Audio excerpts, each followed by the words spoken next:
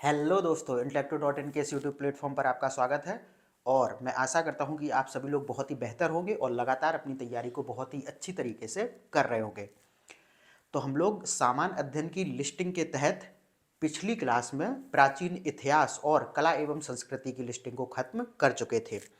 तो आज उसी के अगले क्रम में हम लोग मध्यकालीन इतिहास की लिस्टिंग को स्टार्ट करने वाले हैं। ठीक है। और आपको पता ही है, लिस्टिंग में उन सारी तालिकाओं को एक संक्षिप्त और सारगर्भित रूप में समाहित किया गया है ताकि आप बहुत थोड़ा पढ़ के और बहुत ज़्यादा प्रश्नों को हल कर सकें। तो ठीक है, स्टार्ट करते हैं। सबसे पहले जो पूर्व मध्यकालीन शासक वंश थे उनके संदर्भ में आपको बहुत से प्रश्न देखने को मिलते हैं। ठीक है। और जो उसमें सबसे मेन प्रश्न है वो पूछा जाता है उनके संस्थापक के संदर्भ में। और थोड़ा सा ये पूछ लिया जाता है कि मध्यकाल में यानी कि पूर्व मध्यकाल में ये शासन वंश कहाँ का था। तो आइए फिर स्टार्ट करते हैं बिना किसी देर करते हुए। तो सबसे पहले अगर हम बात करें पाल वंश की, ठीक है, पाल वंश ये कहाँ पर था? ये था बंगाल में। ठीक है,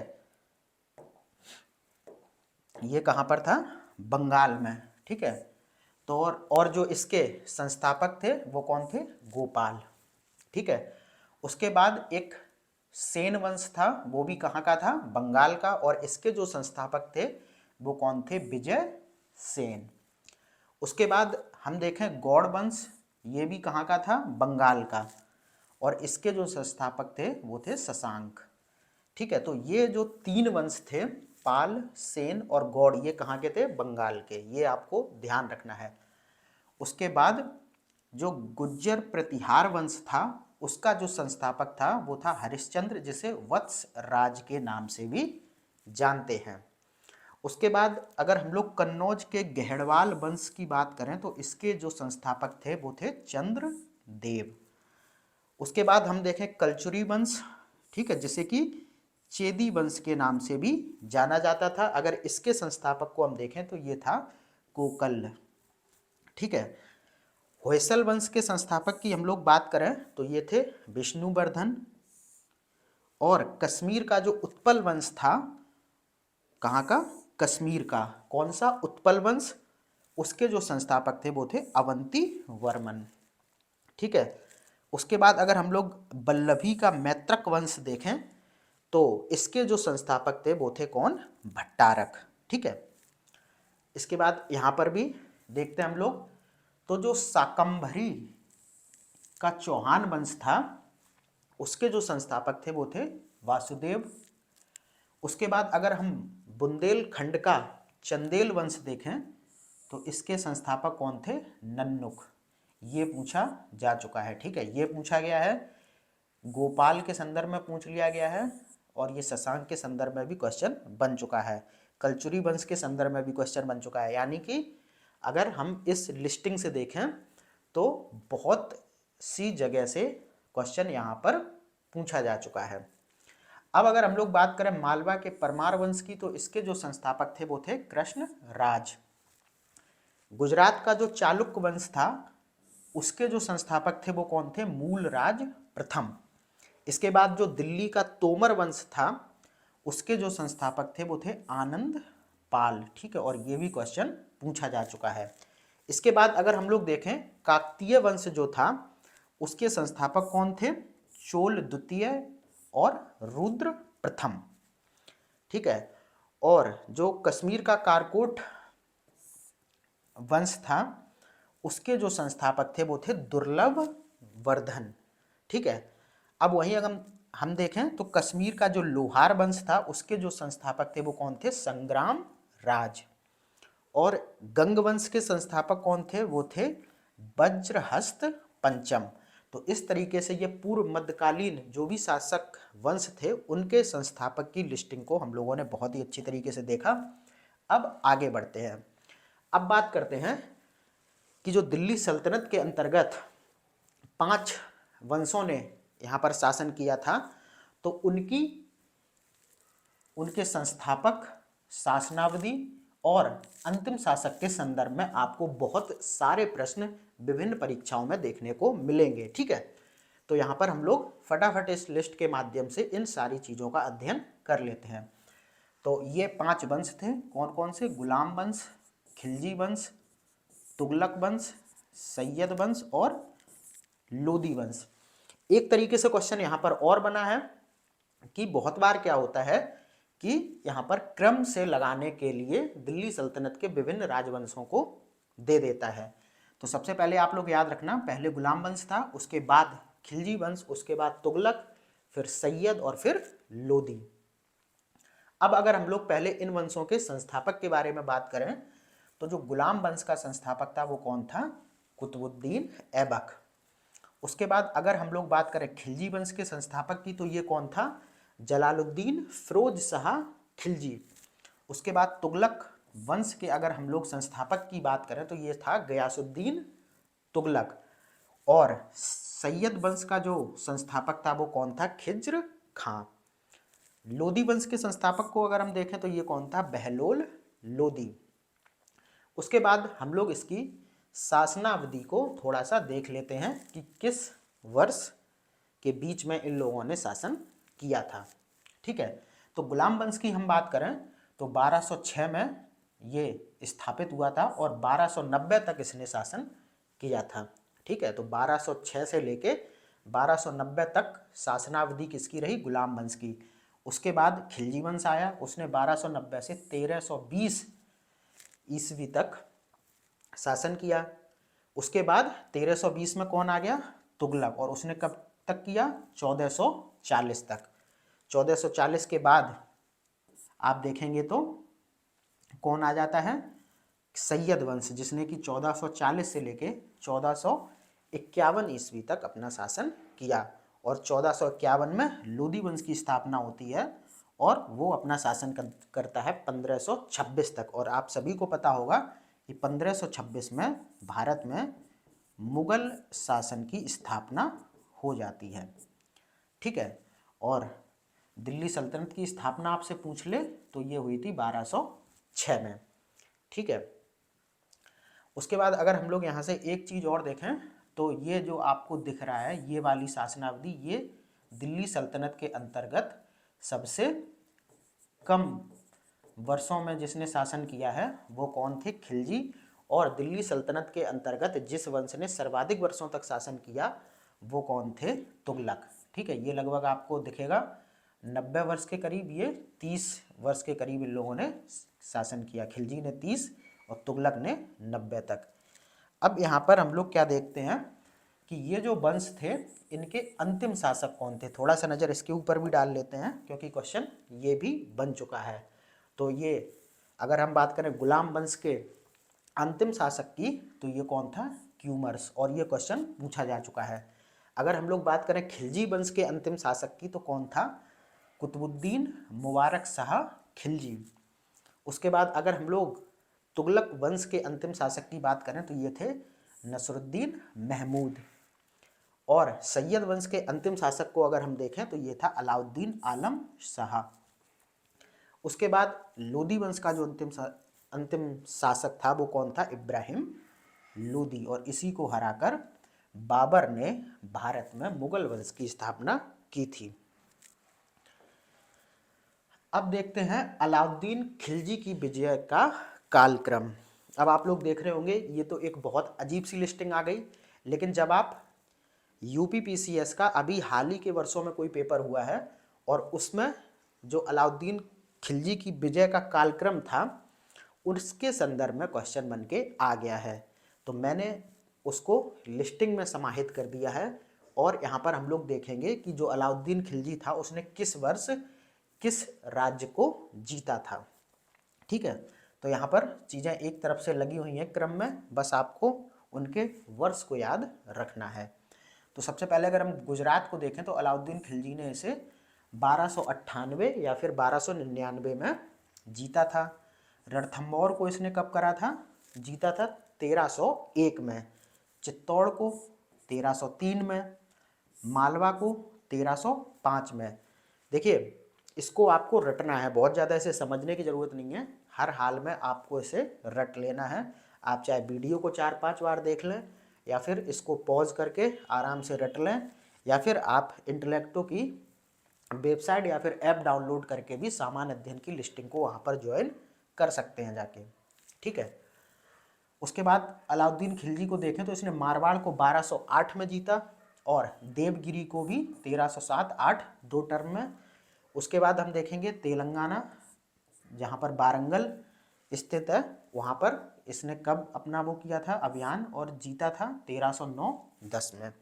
उसके बाद पांड्य राज्य के विरुद्ध इसका अभियान आप देखेंगे तो वो था 1311 में। तो ये अलाउद्दीन खिलजी की विजयों का कालक्रम था, ठीक है।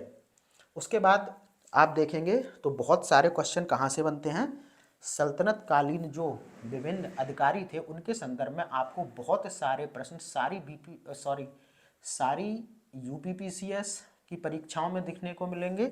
और अगर आप किसी भी स्टेट पीसीएस के पेपर को उठा के देखेंगे तो वहाँ पर भी आपको इस तरीके से बहुत से क्वेश्चन देखने को मिलेंगे, ठीक है। तो यहाँ पर अब आपको सही दिख रहा होगा, तो स्टार्ट करते हैं। यहाँ पर सबसे पहले हम देखें कि अमीर को, तो ये कौन होता था सल्तनत काल में, तो सल्तनत काल के सभी प्रभावशाली पदों पर नियुक्त व्यक्तियों की सामान्य संज्ञा क्या थी, अमीर। तो जो सल्तनत काल में जितने भी प्रभावशाली पदों पर जो भी व्यक्ति बैठा होता था या फिर जिसकी नियुक्ति होती थी उसे क्या कहा जाता था, अमीर। उसके बाद जो सुल्तान का सबसे निकट सहयोगी होता था उसे बोलते थे वजीर, ठीक है। जो राजा यानी कि सुल्तान का जो सबसे निकट सहयोगी होता था उसे वजीर बोला जाता था।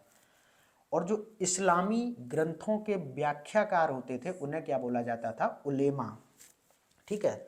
जो भी इस्लामी ग्रंथ होते थे उनकी जो व्याख्या करते थे या फिर लोगों को समझाते थे, ठीक है, उनको क्या कहा जाता था, उलेमा। अब ग्राम स्तर पर भू राजस्व का जो सर्वोच्च अधिकारी होता था सल्तनत काल में उसे बोलते थे क्या, चौधरी। और ये क्वेश्चन पूछा जा चुका है आपका, अमीर के संदर्भ में भी क्वेश्चन बन चुका है, ठीक है। तो ग्राम स्तर पर जो भू राजस्व का सर्वोच्च अधिकारी होता था उसे क्या कहते थे, चौधरी।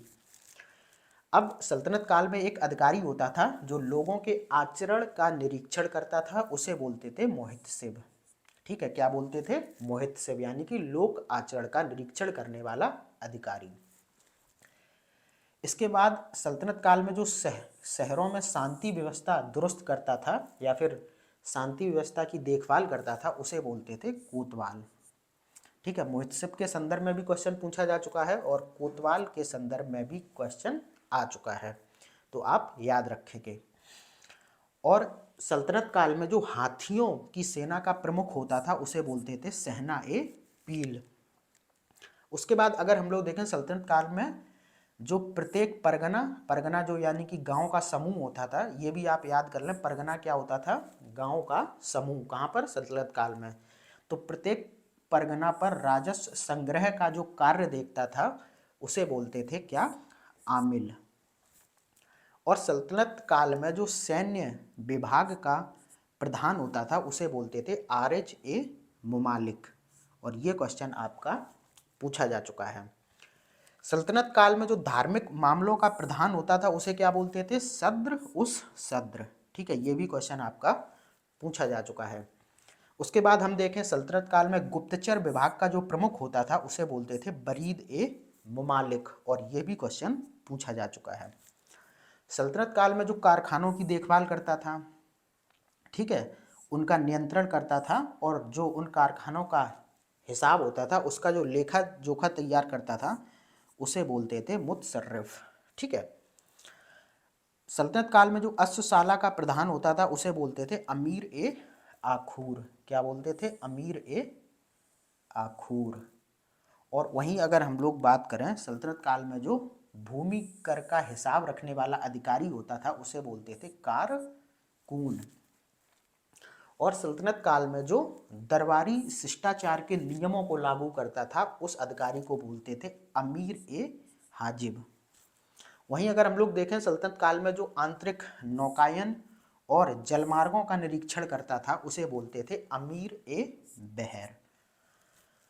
और सल्तनत काल में जो उत्सवों के आयोजन का अधिकारी था उसे बोलते थे अमीर ए तुजुक।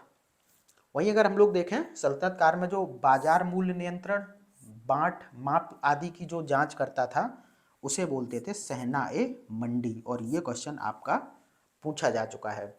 वहीं अगर हम लोग देखें शहरों में शांति व्यवस्था के लिए जो उत्तरदायी अधिकारी था उसे बोलते थे क्या, कोतवाल। कोतवाल शायद ऊपर भी था, ये देखिए शहरों में शांति व्यवस्था दुरुस्त करने वाला अधिकारी, तो कोतवाल 2 जगह लिख गया है, फिर भी आप याद कर लीजिए इसको बहुत अच्छी तरीके से, और क्वेश्चन यहाँ से पूछा जा चुका है। वहीं अगर हम लोग देखें सल्तनत काल में जो सुल्तान के अंगरक्षकों का प्रमुख होता था उसे बोलते थे सर ए जानदार। तो ये सल्तनत कालीन प्रमुख अधिकारी थे जिनके संदर्भ में क्वेश्चन आपसे पूछा जा सकता है, तो इसको आप बहुत ही अच्छी तरीके से याद कर लीजिए।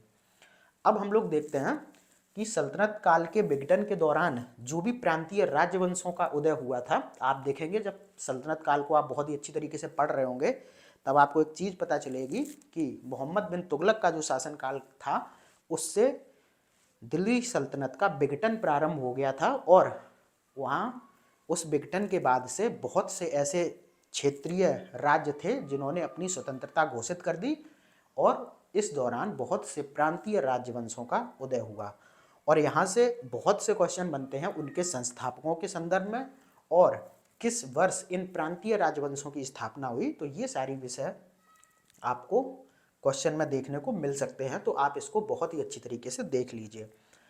सबसे पहले हम बात करें, मोस्ट फेमस है ये क्वेश्चन, यहाँ से दोनों बन चुके हैं, इसके संस्थापक के संदर्भ में भी और स्थापना वर्ष के संदर्भ में भी। तो जौनपुर को हम देखें तो इसकी जो संस्थापक थे वो कौन थे, मलिक हुसैन सरवर, ठीक है। और कब इसकी जौनपुर की स्थापना हुई थी, 1394 में। उसके बाद गुजरात को अगर हम लोग देखें तो इसकी स्थापना हुई थी, सॉरी, इसके जो संस्थापक थे वो थे जफर खां, और इसकी जो स्थापना हुई थी वो हुई थी 1391 में। उसके बाद अगर हम लोग कश्मीर को देखें तो इसके संस्थापक थे सुहादेव, और इसकी जो स्थापना हुई थी वो हुई थी 1301 में। उसके बाद मालवा के संदर्भ में भी क्वेश्चन बन चुका है, और इसके जो संस्थापक थे वो कौन थे, दिलावर खां गोरी, और जो मालवा की स्थापना हुई थी वो कब हुई थी, 1401 में। उसके बाद हम लोग देखें मेवाड़ की स्थापना किसने की थी, हमीर देव ने, ठीक है। तो और जो मेवाड़ था वो क्या था, आधुनिक जो राजस्थान का उदयपुर क्षेत्र वो, और मेवाड़ में जो क्या बोलते हैं स्वतंत्र राज्य की स्थापना हुई थी वो हुई थी कब, 1314 में। वहीं अगर हम लोग मारवाड़ में स्वतंत्र राज्य की स्थापना को देखें तो इसका संस्थापक कौन था, चुंद, जो कि आधुनिक जोधपुर का क्षेत्र है। मारवाड़ कहाँ पर है, आधुनिक जोधपुर राजस्थान का क्षेत्र है, और इस मारवाड़ की स्थापना कब हुई थी, 1394 में। उसके बाद अगर हम लोग बहमनी वंश को देखें तो इसकी स्थापना किसने की थी, अलाउद्दीन हसन बहमन शाह ने, और ये क्वेश्चन पूछा जा चुका है, ठीक है। उसके बाद कब हुई थी बहमनी राज्य की स्थापना, तो ये हुई थी 1347 में। उसके बाद विजयनगर मोस्ट फेमस, दोनों चीज़ें पूछी जा चुकी हैं इसके संदर्भ में, तो इसकी स्थापना सबको पता होगी हरिहर और बुक्का ने की थी, और कब की थी, 1336 में। उसके बाद अगर हम लोग बंगाल की बात करें तो इसकी स्थापना की थी फखरुद्दीन मुबारक शाह ने, और कब की थी, 1340 में। तो ये जो दिल्ली सल्तनत के अंतर्गत प्रांतीय राज्य वंशों का उदय हुआ था उसके संस्थापक और स्थापना वर्ष के संदर्भ में हम लोगों ने देखा। उसके बाद हम लोग देखते हैं जो विजयनगर के अंतर्गत 4 शासक वंशों ने अपना राज्य स्थापित किया था, तो उनके संस्थापक के विषय में बहुत क्वेश्चन विभिन्न परीक्षाओं में देखने को मिले हैं। तो जो विजयनगर साम्राज्य था उस पर 4 वंशों ने शासन किया था, संगम, सालुब, तुलुब और अराविडू। अगर हम लोग बात करें संगम वंश की तो इसके संस्थापक कौन थे, हरिहर और बुक्का, और हरिहर और बुक्का के जो पिता का नाम था वो था संगम, और अपने पिता के नाम पर ही इन लोगों ने अपने वंश का नाम संगम वंश रखा था। उसके बाद विजयनगर के अधीन अगर हम लोग दूसरा शासक वंश देखें तो ये था सालुब वंश, जिसकी स्थापना किसने की थी? नरसिंह सालुब ने। वहीं अगर हम लोग तुलुब वंश की बात करें विजयनगर शासन के अंतर्गत, तो इसकी स्थापना किसने की थी? वीर नरसिंह। आपको कंफ्यूज नहीं होना है, सालुब वंश नरसिंह, सालुब और तुलुब वंश वीर नरसिंह, वीर का डिफरेंस आपको यहाँ पर देखने को मिल जाएगा। उसके बाद जो विजयनगर के अधीन अंतिम शासक वंश था वो था अराविडु, जिसकी स्थापना की थी तिरुमल्ल ने। तो ये हो गया। उसके बाद हम लोग देखें तो आज की लिस्टिंग में बस इतना ही था। ठीक है, फिर इसका मध्यकालीन इतिहास की लिस्टिंग का दूसरा पार्ट बहुत ही जल्द आपको देखने को मिलेगा। तब तक के लिए बने रहिए। ठीक है, धन्यवाद।